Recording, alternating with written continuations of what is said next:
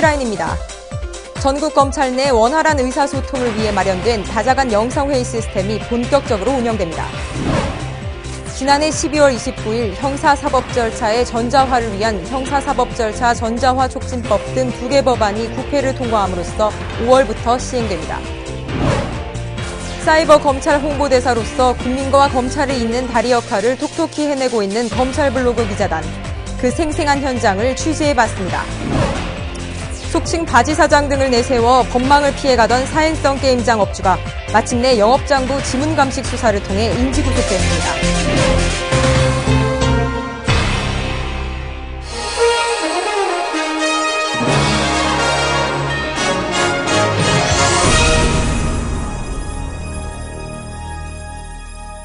안녕하십니까. 검찰 포커스 신희영입니다.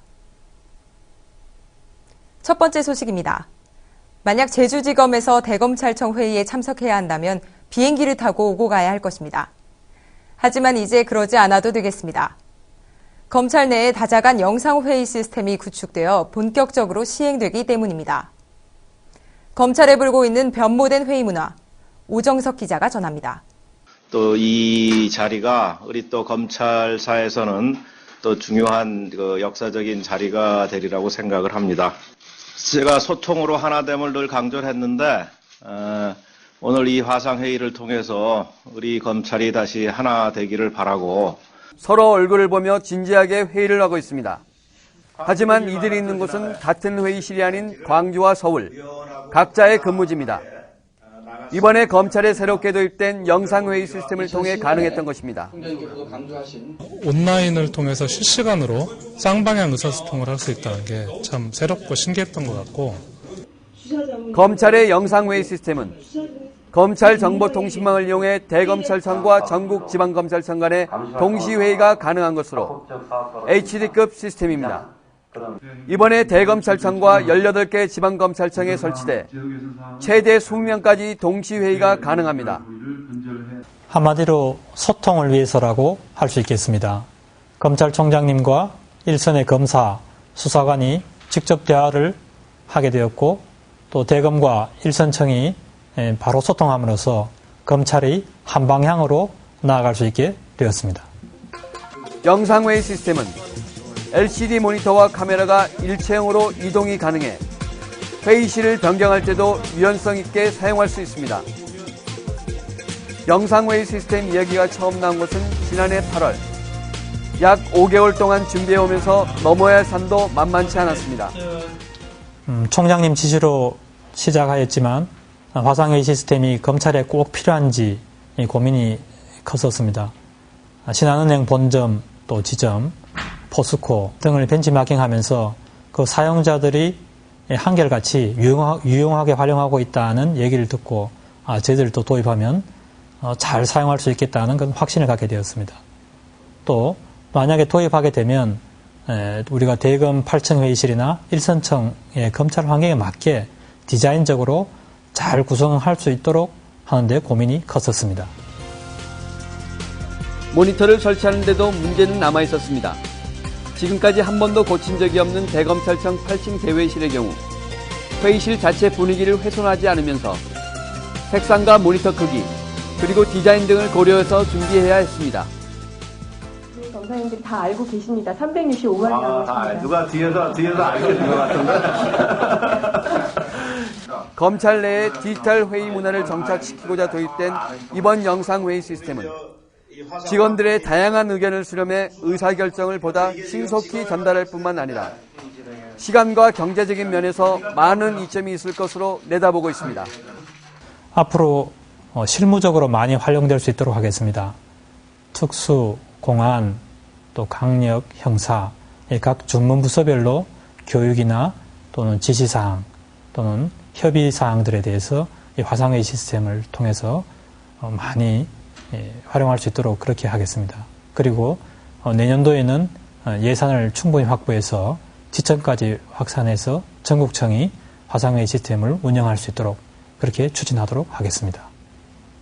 이번에 처음 도입된 영상회의 시스템. 이제 이것을 어떻게 더욱 활용하고 발전시키느냐는 우리의 과제일 것입니다. SPBS 오정석입니다. 상상 속에서나 가능했던 사이버 재판. 오는 5월부터는 상상이 아닌 현실로 다가오게 됐습니다. 형사사법 절차 전자화 촉진법 등 2개 법안이 국회를 통과함으로써 형사사법 절차가 전자화되기 때문입니다. 김명호 기자입니다.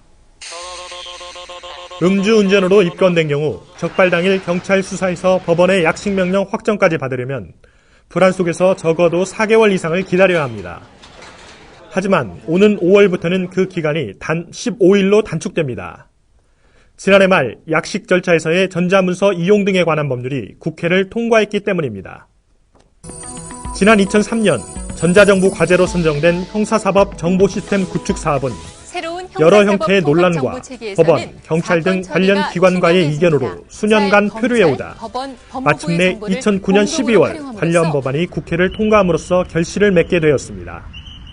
그중 약식 절차에서의 전자문서 이용 등에 관한 법률은 음주 무면허 약식 사건의 전면 전자화를 실현하기 위한 법이고, 두 번째 형사사법 절차 전자화 촉진법은 형사사법 정보 시스템의 운영 주체 그리고 형사사법 기관 간의 정보 공동 활용을 규율하고 있는 법입니다. 이제 2개의 법률이 국회를 통과함에 따라 형사사법 절차가 단계적으로 전자화되고 법원, 검찰, 경찰, 법무부 등 4개의 형사사법기관이 정보를 공유하게 될 것으로 기대됩니다.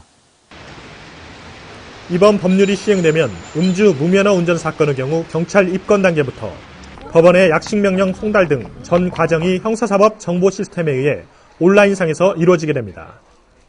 사건 당사자는 형사사법 포털 사이트를 통해 실시간으로 사건 처리 상황을 조회할 수 있고 그 결과도 이메일이나 휴대폰 문자 메시지를 통해 통보받게 됩니다.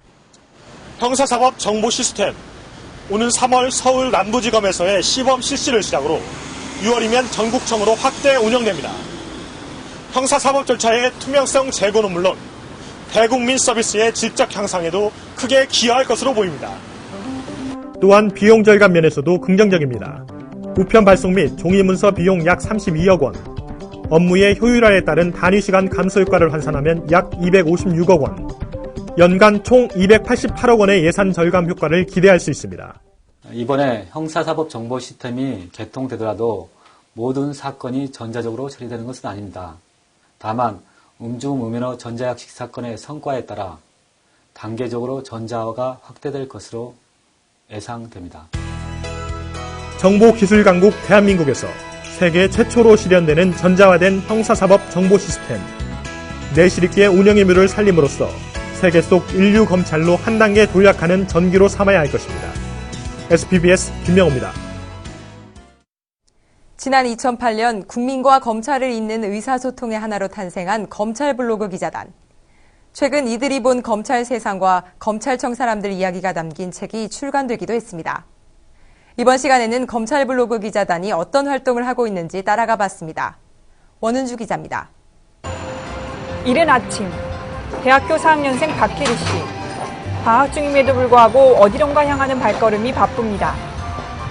지금 어디 가요? 네, 대검찰청이요. 혜리 씨가 검찰청을 찾은 이유는 검찰 블로그 기자단 때문입니다. 지난 2008년에 출범해 현재는 3기 기자단이 활동하고 있는데 검찰에서도 이들의 의미는 남다릅니다. 인터넷 공간에서 어떤 쌍방향 네티즌과의 그런 쌍방향 소통 뭐 이렇게 보시면 됩니다. 오늘은 기획회의가 있는 날입니다. 본격적으로 회의를 시작하려는 순간 사진 찍어야 돼. 응? 자연스럽게 해. 네. 일방적으로 얘기하는 게 아니라. 젊은이들답게 역시 자유로운 분위기에 익숙합니다. 이들이 촬영하고 작성한 사진과 글은 블로그에 올려지고 그것은 곧바로 외부와의 소통이 됩니다. 취재하기 위해 서울중앙지검으로 향하는 검찰 블로그 기자단. 중앙지검엔 왜 가요? 중앙지검에 지금 검사님 인터뷰하러 가고 있어요. 오늘 블로그 기자단이 취재할 대상은 얼마 전 250억 주가 조작 사건을 해결해 우수검사로 선정된 김남순 검사입니다. 처음 와보는 검사실이 아직은 낯설기만 합니다. 검사실 딱히 어떻다고 생각해 본 적은 없는데요. 근데 의외로 약간 간소하다고 해야 되나? 뭐 이렇게 화려할 줄 알았는데 그냥 일반 사무실이랑 이렇게 그렇게 별반 다르게 정말 영광이에요, 감사합니다. 미인이세요. 제가 영광이에요. 진짜 미인이세요. 환하게 맞이해주는 검사의 얼굴에서 딱딱하고 무서울 거라 생각했던 막연한 선입견은 사라지고 어느새 분위기는 편안해집니다. 멀게만 느껴졌는데 막상 가보니까 좀 되게 친근감을 많이 느껴서 진짜 좋은 시간이 되었습니다. 벌써 3기를 탄생시킨 검찰 블로그 기자단. 지금까지 그들이 검찰 블로그에 올린 글과 사진을 모아 만든 책이 출간되기도 했습니다. 앞으로도 검찰 블로그 기자단이 검찰과 국민과의 친밀한 소통의 창구로 자리매김하길 기대합니다. SPBS 원은주입니다.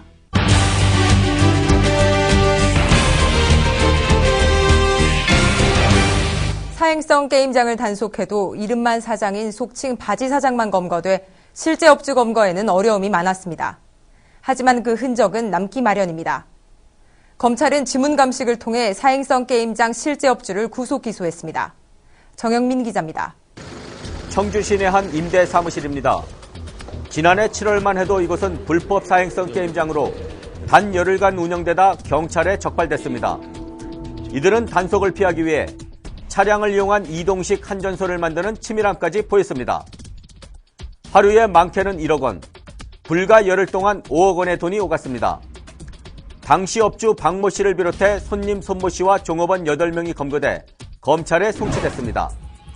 그렇게 사건이 종결된 듯 싶었지만 검찰은 송치된 박 씨가 실업주가 아닌 속칭 바지 사장이라는 사실을 알아챘습니다. 구속된 피의자가 자백하고 있음에도 불구하고 게임장 업주가 아닐 거라는 의심을 하게 되었습니다. 그래서 게임장을 실제 운영할 수 있는 경제적 능력이 되는지를 확인합니다. 시정정보 조회 등을 해본 결과 게임장을 운영할 만한 경제적 능력이 없다라는 사실을 확인했고, 그렇다면 과연 실업주는 누구일까? 검찰은 당시 게임장 내실에서 전원을 내려 공무집행 방해죄로 송치된 손 씨를 유력한 용의자로 지목했습니다. 보통 불법 사행성 오락실은 단속을 대비해 전원을 차단하면 불법 게임 버전이 삭제되는데 이는 실업주의 권한인데다 단속 시 실업주가 가장 먼저 취해야 할 행동임에 의심할 여지가 없기 때문입니다. 또한 영업장부와 한정금을 숨긴 사실이 검찰 조사 결과 밝혀졌습니다. 이에 검찰은 손 씨에게 공무집행방해죄가 아닌 불법 사행성 게임장을 운영한 혐의를 적용키로 했습니다. 하지만 문제는 손 씨가 실업주라는 사실을 입증할 수 있는 목격자나 증거가 없다는 것이었습니다. 게임장 업주라고 강한 의심이 있고 여러 가지 정황 증거가 있음에도 불구하고 다른 증거가 없어서 기소를 할 수 없는 상황이었습니다. 그리고 증거 은닉으로 기소한다는 것은 다른 사람의 형사사건에 관한 증거를 은닉하는 경우에만 처벌할 수 있는데, 이 사건은 영업장의 업주가 자신의 게임장에 있는 증거를 은닉한 것으로 실체적 사실과 맞지 않는 그 기소 내용이 되기 때문에 원영문 검사는 목격자가 없는 강력 사건에서 지문을 감식한다는 점을 착안, 게임장 수사에도 증거물에 대한 지문 감식을 활용하도록 수사 지휘를 내렸습니다.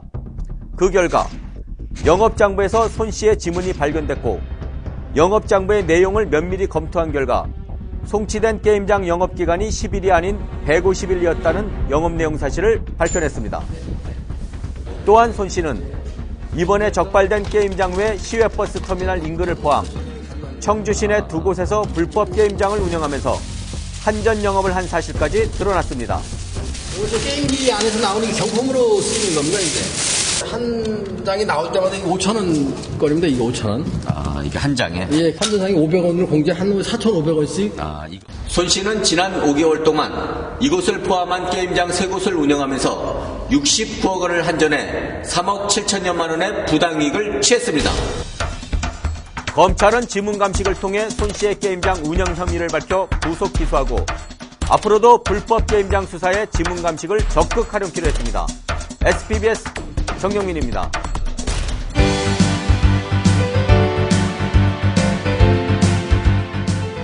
간추린 소식입니다. 지난 18일 대검찰청에서 제18기 디지털 포렌식 전문가 양성과정 교육이 시작됐습니다. 검찰 수사관을 대상으로 5월 20일까지 4개월 동안 이뤄지는 이번 이론 교육은 디지털 포렌식 개론과 컴퓨터 기초과정 등에 대한 내용으로 진행됩니다. 지난 22일 서울 팰리스 호텔에서 범죄예방위원 정기총회가 열렸습니다. 법무부 장관과 전국연합회 임원 등 약 80여 명이 참여한 이번 총회에서는 2009년 법질서 바로세우기 운동의 활동 상황을 보고하고 전국연합회 회장 이취임식을 갖는 등 법질서 확립에 대한 새 각오를 다지는 자리를 가졌습니다. 최근 안보 업무 관계자와 해외 공관 등을 대상으로 정부 인사 실명 위장 해킹 메일이 유포돼 PC와 USB 등 외장형 저장 장치 자료 절취를 시도하는 사례가 지속적으로 발생하고 있습니다. 이에 대응하기 위해서는 비밀번호는 영문, 숫자, 특수기호 등을 조합해 8자리 이상으로 설정하고 발신자, 제목, 첨부 파일이 의심스러운 메일은 열람하지 말고 국정원 사이버 안전센터로 신고하며 인터넷 PC에 P2P, 웹하드, 메신저 등 해킹 취약 프로그램 설치를 금지하는 등의 노력이 필요합니다. 이번 포커스에서 전해드린 다자간 영상회의 시스템은 소통을 기치로 변모하고자 하는 검찰의 의지를 보여준다고 할 것입니다. 앞으로도 검찰 포커스는 변모를 거듭하는 검찰의 모습을 여러분께 전해드리겠습니다. 시청해주신 여러분 고맙습니다.